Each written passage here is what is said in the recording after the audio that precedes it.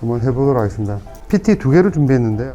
일단 계략적인 그 UPW 그 공정도입니다. 제일 위쪽 라인에 이제 전처리 부분들에 들어가는 게 있고요. 저희 에보코에서는 미디어 필터 쪽이 있고요. 보티샌드라는 제품이 있습니다. 멤브레인 들어가기 전에 전처리로 이제 들어가는 것들. 아로막이나 아니면 다른 멤브레인 보호하기 위해서 이제 254 UV가 들어갑니다. 디스인펙션으로. 이제 아로가 끝나고 나면은 그 믹스드 베드나 아니면은 EDI 공정 전에 보통 TOC UV를 집어넣습니다. 그래서 185 UV가 들어가고요. 그 다음에 방금 보신 EDI 제품들이 들어가고, 이렇게 해서 이제 프라이머리 또는 이제 메이크업 워터 라인들이 구성이 끝나는 거고요. 이거를 이제 모아뒀다가 사용처로 보내기 전에 이제 폴리시 라인들이 들어가는데, 거기에 또 TOC UV를 한번 더 넣습니다. 그래서 크게 보시면 UV 쪽은 막 전단에 디스인펙션용 254가 들어가게 되고, 막 후단 그리고 믹스드 베드랑 EDI 사이에 TOC UV가 들어갑니다. 그리고 사용처 직전에 보면은 또 폴리싱 UV가 들어갑니다. 세 군데에 보통 일반적으로 들어갑니다. 보티샌드 제가 넘어갈게요. 이건 나중에 보시고 관심 있으시면은 여기 문의를 하시면 됩니다. 디스인펙션 쪽은 저희 사업부는 크게 이제 모든 살균 관련되는 제품들 다 핸들링을 하고 있는데요. 이산화염소 발생기부터 해가지고 뭐 인젝션 하는 것들, 그다음에 계측기 부분, 유리 잔류염소를 잰다든지 총염소를 잰다든지 뭐 그런 부분, 아니면 오존을 잰다든지, 그 다음에 이제 안전관리 부분 스크러버 시스템들이 있고요. 왜냐하면 핸들링하는 살균에서 사용되는 그 화합물들이 대부분 독성을 띠고 있거든요. 그래서 안전장비들을 또 저희가 가지고 있고, 정수장 같은 데 가보시면 제일 많이 쓰는 게 이제 가스염소 설비거든요. 가스 염소를 어떻게 만들어서 정량 주입을 할 것인가 하는 그런 설비들이 있고요. 그다음에 현장에서 사용하는 이산화, 이거는 이제 차염소산인데 차염소산을 발생시키는 발생기가 있고요. 그다음에 오존 시스템이 있고, 그다음에 마지막으로 이제 UV 제품이 있습니다. 그래서 오늘은 아마 UV 제품만 제가 간략하게 설명 좀 드릴게요. 저희 글로벌 차원에서 보면 ATG라는 브랜드를 지금 한국에서는 쓰게 되는데요. 다른 데서는 ETS 제품이라고 팔리고 있고 같은 제품입니다. 북미에서는 ETS라고 저희가 팔고 있고, 나머지 지역에서는 ATG라는 브랜드로 팔고 있습니다. 크게 제품이 되게, 여기 보시면 이 모델 이름인데요. 웨이퍼라는 제품, SX, 뭐 LX, LW, VX, VT, 이거 말고도 뭐 UVM, SSL 이래가지고 제품이 한 10가지 정도가 있습니다. 이 부분들은 그냥 제가 생략을, 크게 보시면 이제 램프 기술에 따라서 중압 램프랑 저압 램프 솔루션이 다 있다, 이렇게 생각하시면 됩니다. 관로형으로 생긴 모든 UV 제품들이 다 있다, 이렇게 생각하시면 간단합니다. 빠져 있는 게 뭐냐면은, 한국에서도 하수 처리장 같은 데 가보시면 방류 직전에 살균 소독을 하잖아요. 거기 쓰는 것들은 대부분 개수로형입니다. 그래서 오픈 채널 타입들은 저희가 없어요. 저희 것들은 대부분 관로형이고, 주로 타겟이 어디에 맞춰져 있냐면은 클린워터예요. 클린워터. 물론 그 하폐수용 제품도 있는데 용량이 커지면은 개수형이 훨씬 더 유리합니다. 예를 들어 한국의 하수처리장 20만 톤, 30만 톤급에는 저 관로형을 쓰게 되면 여러 대가 들어가야 되고요. 개수형 타입이면 그냥 원 채널, 투 채널로 다 커버가 되거든요. 그런 이유가 있습니다. 여기 보시면 이게 이제 웨이퍼라는 제품이고, 나중에 제가 다시 한번 설명드릴 텐데, UPW 쪽에서는 쓰는 제품은 아닙니다. 나머지 이제 라이트 인더스트리 쪽에서 많이 쓰는데, 예를 들면 음식료업이나 아니면은 수영장 이런 곳에 많이 씁니다. 양식장 이런 곳에 많이 쓰는 제품이고요. 정수장 쪽에서는 이런 제품, 케이싱이 조금 다르죠. 컨넥션은 똑같고 케이싱이 좀 다르고 엔지니어링이 좀 더 많이 들어있습니다. 펑션들이 조금 더 많이 들어갈 때 이래 생각하시면 됩니다. 크게 이래 보면 저희 제품들은 인더스트리만 저희가 적어 놓은 건데요.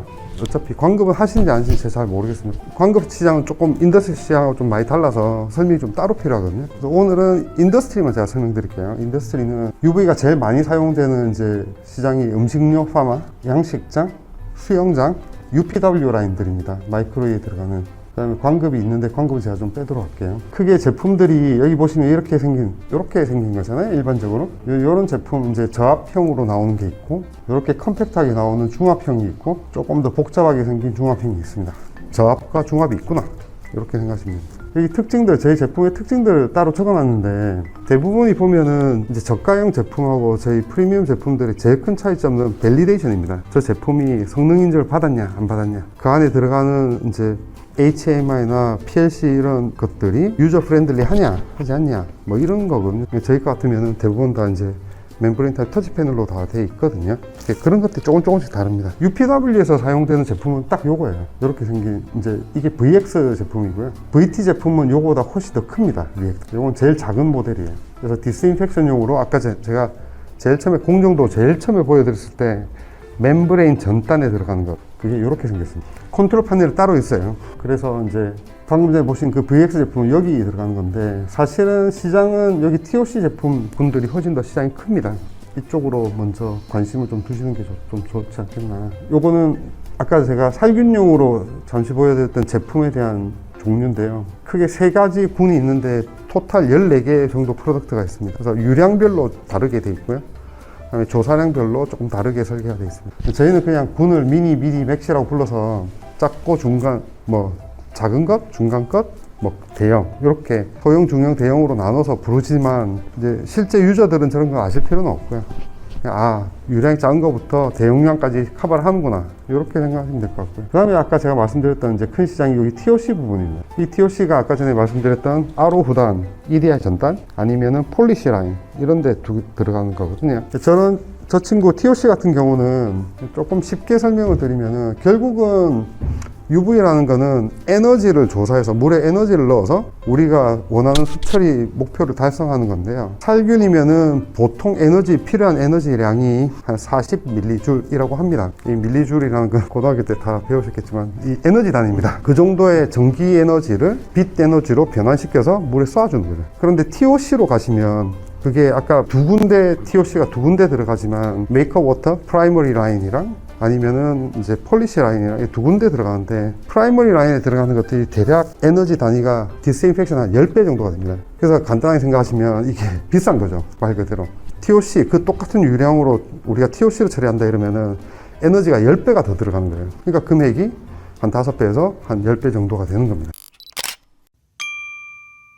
쭉 읽어보시면 여기 이제 이게 시장이거든요.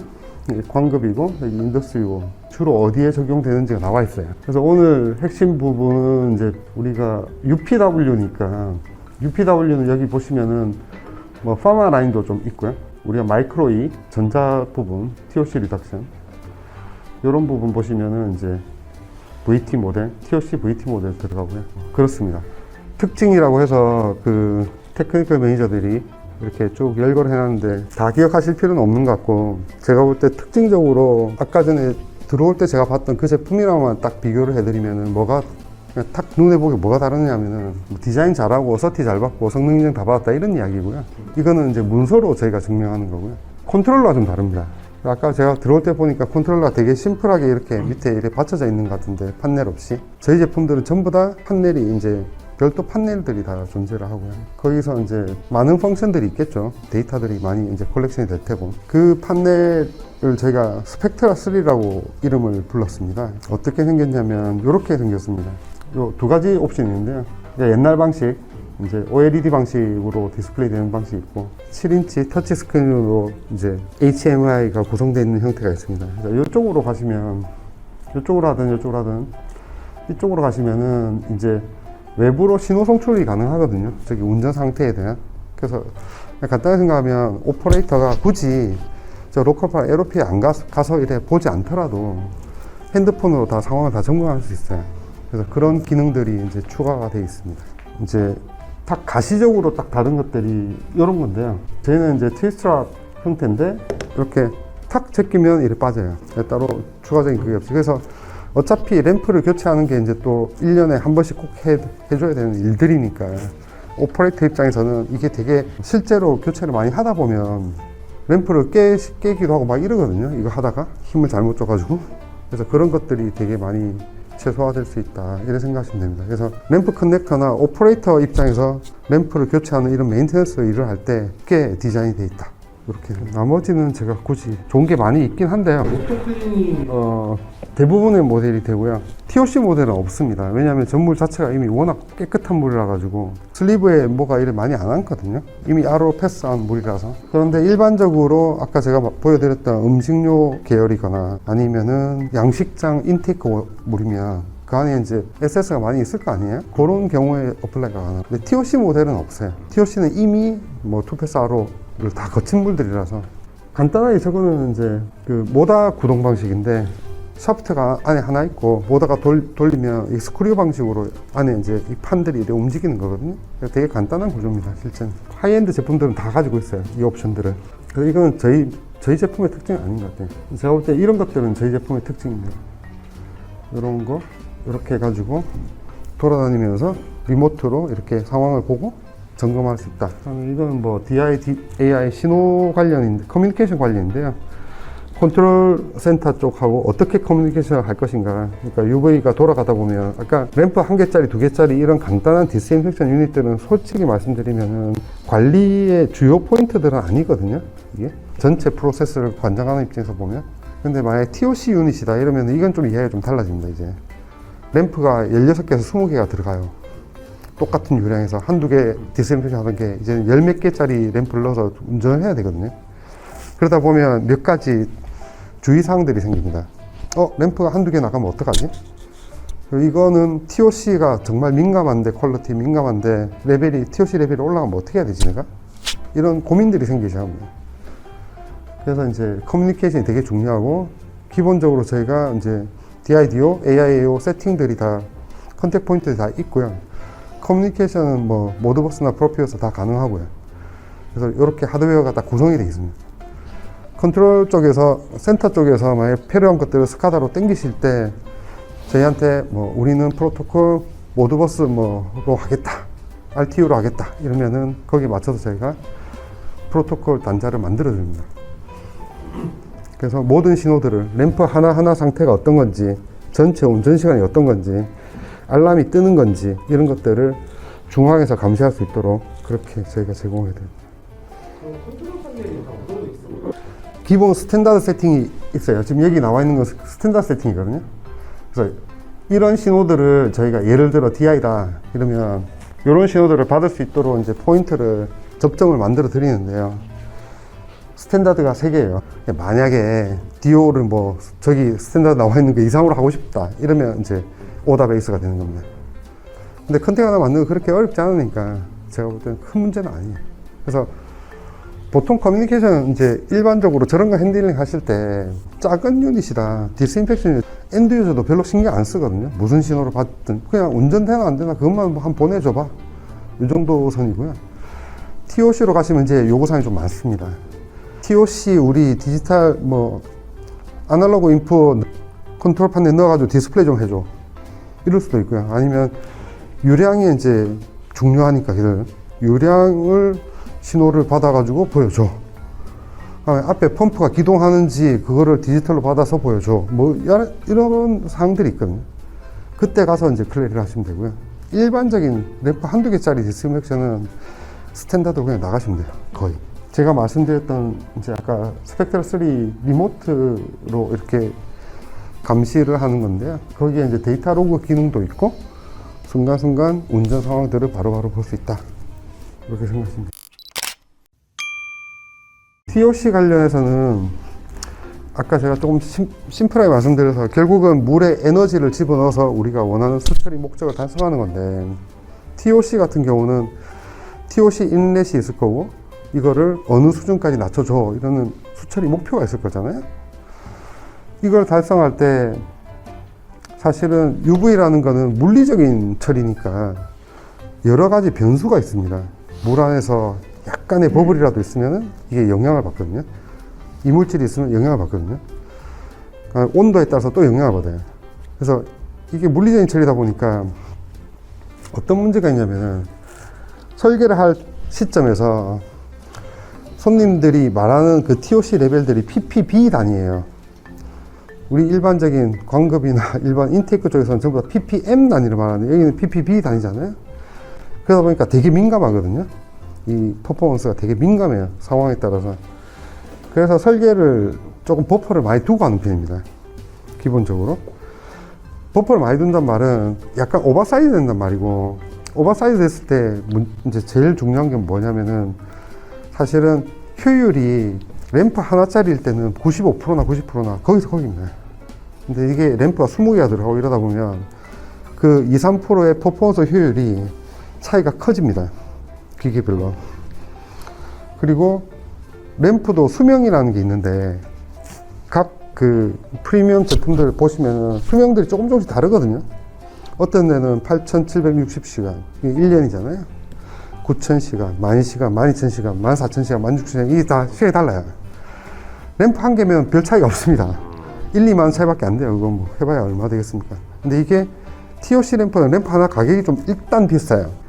근데 이게 8,000시간, 9,000시간하고 16,000시간 이러면 이게 거의 더블인데 금액이 확 달라집니다. 그래서 이쪽에 오면은 이제 퍼포먼스가 중요한데 램프에 대한 효율이 중요해지는데 저희께 지금 현재 시장에 나와 있는 제품 중에서는 제일 효율이 좋다. 저희는 이렇게 주장을 하고 있는데요. 이거는 세일즈 톡인 것 같아서 넘어가겠습니다. 그래프를 보여주면서 우리께 제일 많이 나오네 이렇게 하는데 비교 대상이 좀 애매하니까 넘어가도록 하겠습니다. 몇 개 케이스는 이렇게 있고요. 저희가 이제 싱가포르에 최근에 납품을 했었고요. 한국에는 이제 제가 최근에 이제 납품을 하고 있습니다. 그 뒤에 뭐 아이언표도 있는데 시간 나실 때 한번 읽어보시고요. 이 UPW 라인에 들어가는 게 저희 제품이 크게 이제 세 가지, 아까 제일 처음에 보여드렸던 미디어 필터, UV, EDI 이렇게 세 개가 들어가고요. 조금만 제가 추가 설명을 좀 드릴게요. UV 쪽이 조금 부실한 것 같아가지고 제가 담당하고 있는 디스인펙션 아쿠아틱스 제품들이 다 열거해 놓은 거예요. 그래서 브랜드는 크게 4개 브랜드입니다. 브랜드 이름은 여기 가보시면 ATG라고 되어 있는 이건 UV 제품군이에요. 이렇게 요게 이제 그 LX, SX 모델, 웨이퍼 모델, VX, VT 모델 제일 많이 나가는 제품입니다. 팝콘은 오존 제품이에요. 이렇게 컨트롤 판넬 안에 발생기가 들어있어요.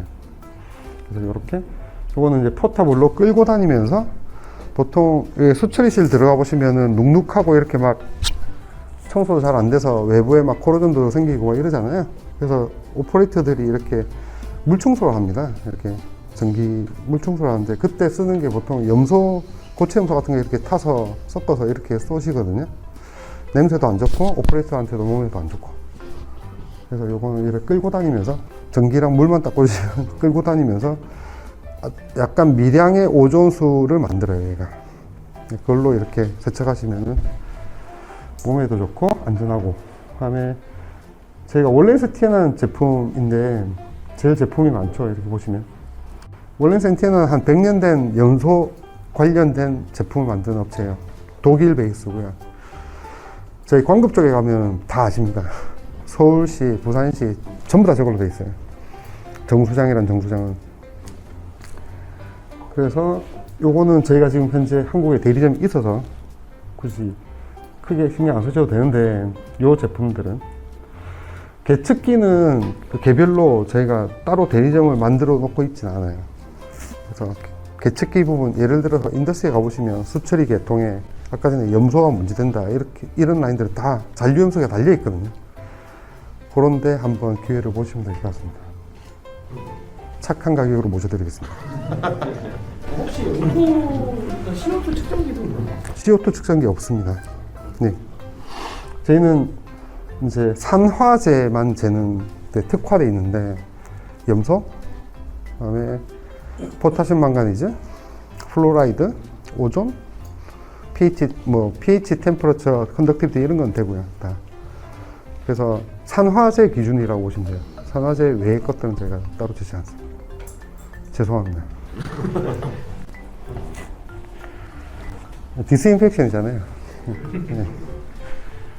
그래서 마지막 제품은 이제 이것도 여과기인데요. 수영장에서 쓰는 여과기 넵튠 벤슨 제품인데 디펜더라고 해서 미국에서 점유율 한 80% 가지고 있는 제품이거든요.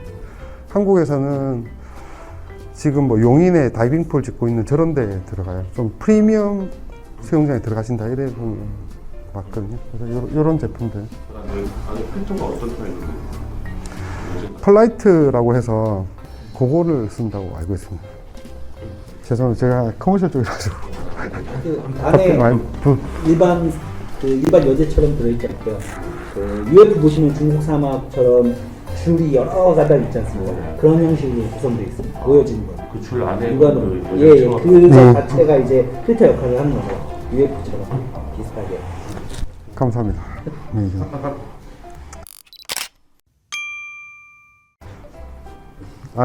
이번 주에 갔다 왔었거든요. 용인 다이빙풀 같이 갔다 와가지고. 제품은 아까 제가 설명드린 바랑 비슷하고요. 이제 요 뒤에 보면, 요 PT 뒤에 보면 이제 테크니컬 데이터가 조금 표현이 되어 있는데, 그래서 유량이 중요합니다. 그래서 일단 기본적으로 유량을 봐야 되고요. 그 유량에 맞는 에너지량을 저희가 계산해서 셀렉션 하는 거거든요. 그래서 딱 두 가지, 조건 두 가지입니다. 유량 알려주시면 되고요. 유량이 얼마다. 그 다음에 이 물이 어떤 물인데 에너지가 어느 정도 필요한지 어플리케이션을 말씀해 주시면 돼요. 이게 디스인펙션용인지 TOC용인지. 그래서 제가 뭐 퀘스천에가 되게 복잡하게 생긴 게 있는데 그런 걸 다 떠나서 실무에서 제일 간단한 방법은 유량이 어떤 유량인데 야 RO 프로텍션 디스인펙션용이야 이렇게 말하면 저희가 압니다. 이게 어떤 상황인 건지. 아니면 인테이크 워터인데 양식장에 들어간 인테이크 워터 쪽이야 UF 5단이야 이렇게 설명해 주셔도 되고요. 그래서 위치를 정확하게 딱 말씀해 주시면 저희가 어느 정도 설계된지를 알고요. 그 다음에 유량만 말씀해 주시면 됩니다. 그러면 카톡으로 보내주셔도 되고요. 그게 아니면은 되게 복잡한 퀘스천에가 있는데 그건 웬만하면 사용 안 하려고 그러면서 여기 보시면 램프 수명들이 이렇게 다르잖아요. 항상 주의 깊게 보셔야 됩니다. 셀렉션 하실 때 저게 램프 한두 개짜리는 별로 신경 안 쓰셔도 되는데 큰 것들은 꼭 신경 쓰셔야 됩니다. 보통 8000시간에서 8760시간 이렇게 돼 있고요. 이제 이게 중압 램프냐 저압 램프냐에 따라서 또 좀 다르고요. 중압 램프는 보통 이제 8000시간대로 끊어지고 저압 램프는 8000시간부터 16000시간까지 있거든요. 지금 마켓에 나가보시면 이 정도만 그냥 보셔도 요 처음에 보이는 요 VX, VT 요게 이제 주로 프리미엄 마켓에 들어간 제품이에요. 웨이퍼는 아까 전에 보셨던 요 놈인데요. 딱 보셔도 얘보다 얘는 소요 부지가 훨씬 작죠? 그래서 일단 스페이스가 되게 타이트해. 리트로핏이야. 물량은 늘어나야 돼. 이럴 때 생각하시면 됩니다. 얘를. 얘는 중압 베이스고요. 얘는 저압 베이스입니다. 그래서 중압 베이스니까 당연히 컴팩트하겠죠. 이 친구는 저희가 이제 주력으로 밀고 있어요. 한국에서는 지금 ATG가 별로 안 유명하거든요. 들어온 지 얼마 안 돼가지고. 근데 이제 다른 데 가보시면은 주로 거의 쓰시는 게 이거, 아니면 이거예요. 거의 이겁니다. 이 두 개입니다. 11월 달에 이제 영국 프로덕션 한번 갔었는데, 저 끝에서 이 끝까지 전부 다 얘예요. 네, 요까지 제가 마무리 하도록 하겠습니다. 따로 질문 없으시면. 저 VX가 길이가 얼마 정도 돼요? 길이는 모델에 따라 조금씩 다른데요. 예, 모델에 따라 조금씩 다른데요. 일반적으로 저 저압 램프 들어가는 것들이 램프 길이가 대략 한 1.4m 정도 되거든요. 그래서 리액터는 대략 한 1.6에서 1.7m 정도 됩니다. 이제 램프 여러 개 들어있기 때문에 네. 사이즈별로 용량별로 이제 예, 1개짜리부터 20개짜리까지 이렇게 되어 있습니다. 저압 램프들은 길어요, 기본적으로. 근데 얘는 딱 요만합니다. 그 안에 이제 램프가 이렇게 들어가 있죠. 그러니까 얘는 수직으로 돼 있죠. 저 친구들은 저압 램프들은 대부분 보면 수평으로 돼 있죠. 유수의 수평으로 돼 있는데 얘는 수직으로 이렇게 램프가 꽂힙니다. 여기 보시면 램프 보이잖아요. 이렇게 꽂힙니다. 물이 이렇게 흘러가죠. 순간적으로 흘러갈 텐데 워낙 강하게 쏘는구나. 그게 왜 그래? 그래서 되게 좋은 포인트신데요, 대표님. 이게 왜 중압으로 설계를 하냐면은 중압이 에너지가 램프 단위당 에너지가 크게 나옵니다. 효율은 떨어져도. 그래서 얘는 보통 들어가는 램프가 램프 하나당 2kW부터 5kW짜리까지 있어요. 얘는 보통 들어가는 게 45W부터 200W, 300W 이렇게 있습니다. 체류 시간을 많이 주면 줄수록 그렇죠. 결국 에너지 조사량이라는 거는 강도 곱하기 시간이니까, 체류 시간이니까. 아까 이 에너지 단위를 많이 한다는 거는 체류 시간을 길게 하거나 아니면 강도를 세게 하거나인데, 중압 램프들은 이런 설계, 컴팩트 설계들은 체류 시간이 짧기 때문에 강도가 세야 되잖아요. 이 소모량도 그렇죠. 전기 소모량은 얘가 훨씬 더 많습니다. 정확합니다. 대신에 소요 부지가 타이트한 경우는 얘가 절대 못 들어가니까, 물리적으로. 그때 이걸 쓰게 됩니다. 맞습니다. 저보다 더 많이 아실지도 모르겠는데. 착하게 모시겠습니다. 네, 감사합니다. 그러니까